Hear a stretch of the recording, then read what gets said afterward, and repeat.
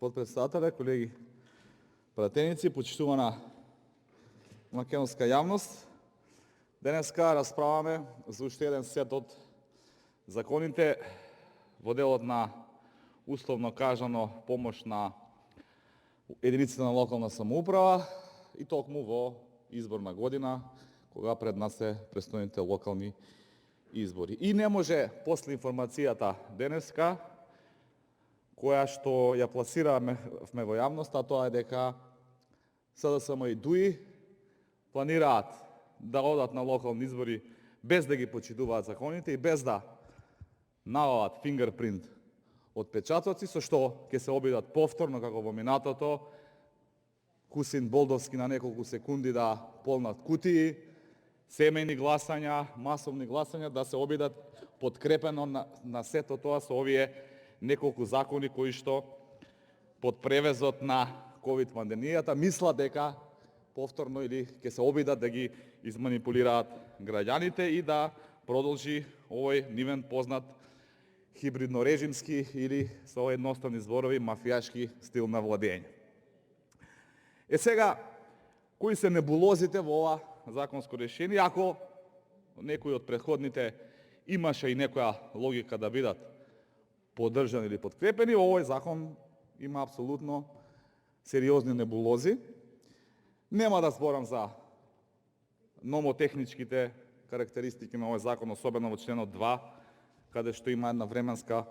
клаузула која што не може да се не е ставена во преодни завршни одредби на самиот закон како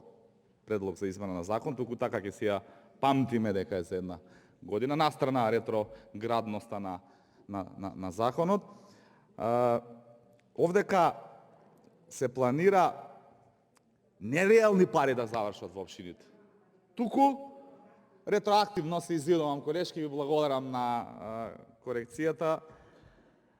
Меѓутоа, тоа не е суштината. Суштината на ова законско решение е нешто сосема друга, тоа е манипулацијата која што сакате пред локални избори да ја направите во Република Македонија. И овдека дел од вашите колеги и колешки говорници постојано повторуваат дека повеќе пари ќе завршеле во општините и повеќе пари со тоа ќе стигнале до граѓаните. Врска нема со повеќе пари овој закон. Ова е само можност на единиците на локална самоуправа да предвидат приходна страна која што ќе биде за 50% поголема од она што го оствариле како приход во изминатата година. Дури мене тука ме загрижува и уставното начело за еднакво важење на законите во оваа држава. И зошто ова го велам? Затоа што една општина со која што управува СДСМ има прибрано 0 денари данок на имот. И кога ќе израчунаме 30% од нула, тоа е пак нула и жал ми е за тие граѓани што нема да можат да ја почувствуваат овој голем бенефит од оваа мерка, а за жал таа општина е управувана од СДСМ. Временската клаузула од една година,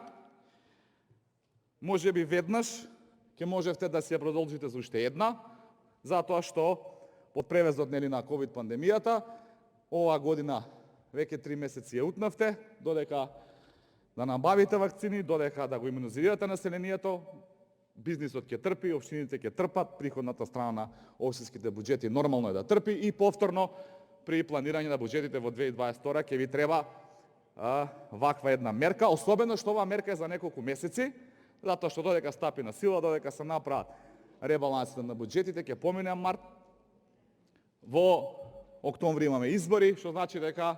ќе дојдат други градоначалници и меркава ви е апла популистички за предизборен манипулативен цел и насока. Сега, за да се дозволи и да се предвиди поголем раст на приходната страна од она што претходно било планирано, реализирано, за да се планира во текот на година, треба да има и некоја основна причина за тоа. Затоа што ковид пандемијата, напротив, не охрабрува дека треба да се дозволи на градоначалниците дека ќе можат да остварат поголеми приходи, туку напротив, приходите ќе паднат. Дополнително што постојното законско решение, кое што го менувате, има предвидено можност за поголем предвидување на приходната страна и тоа е убаво. уредено со законското решение, донесено 2018 од ваша влада, од ваш предлог, каде што вели дека има исклучоци од ставот 2,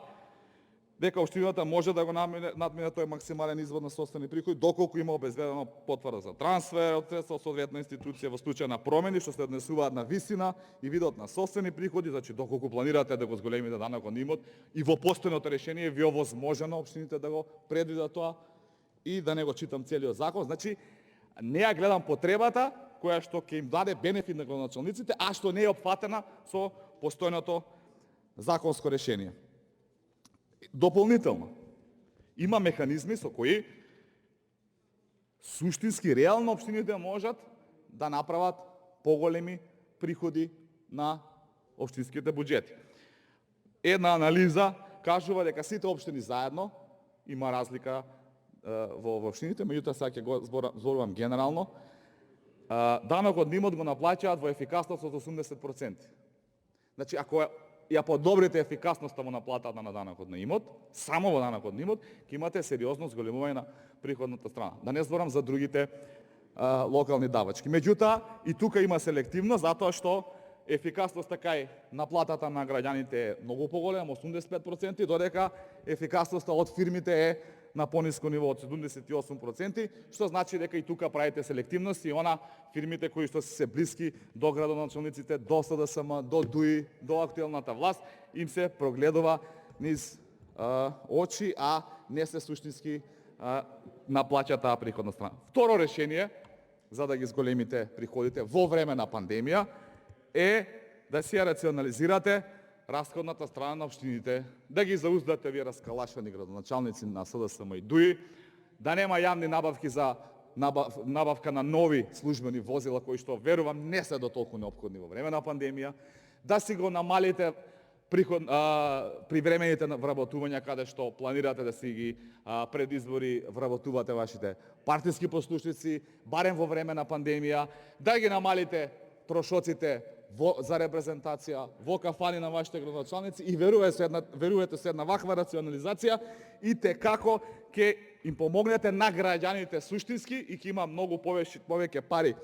на приходната страна, а со тоа, со рационализација на расходната, ќе има многу повеќе пари за проектите кои што токму тие градоначалници ги ветиле пред граѓаните. Вака дозволувате вештачки да има поголем опфат буџетот на приходната страна, тоа значи поголем опфат на расходната страна. Ако знаеме дека платите и оние надоместоци, трансфери мора да се исплатат, останува дека и од оваа законско решение или од оваа условно кажана мерка, штетат ќе трпи бизнис заедницата, затоа што градоначалниците ќе распишуваат тендери кои што не и од оваа законско решение или од оваа условно кажана мерка, штетат ќе трпи бизнис заедницата, затоа што градоначалниците ќе распишуваат тендери кои што немаат покритие и потоа влегуваат во состојба на генерирање на долгови кои што ќе ги трпат предпријатијата, па утре повторно ќе треба да ги молите да отпишуваат камати и да ги намалуваат долговите кон општините. И уште една небулоза или нејаснотија, расправаме и за дополнет предлог на закон, во кој што има инкорпорирано и амандман кој што гласи дека доколку на крајот на фискалната година општините имаат остварено вишоци на сметките за блок дотации од буџетот на Република Македонија, а тие институции немаат неизбирени обврски, општината може да ги префрлива сметка на сметката на основниот буџет за финансирање на нејзините надлежности или на посебна наменска сметка за финансирање на конкретен проект по претходно обезбедена согласност од влада на Република Македонија. Значи, на крај на фискална година, по моја логика тоа е 31 декември, затоа што и законот важи до 31 декември 2021, општините доколку случајно имаат блок дотации повисоки исплати, ќе треба со одлука на Совет по претходна согласност на влада на Република Македонија да ги пренаменат овие средства. Како ќе го изведат тоа? Навистина не знам, затоа што овој член 22 има временска клаузула со која е ограничено неговото време траење. Сума сумарум, СДСМ и ДУИ со одбегнувањето да го спроведат законот за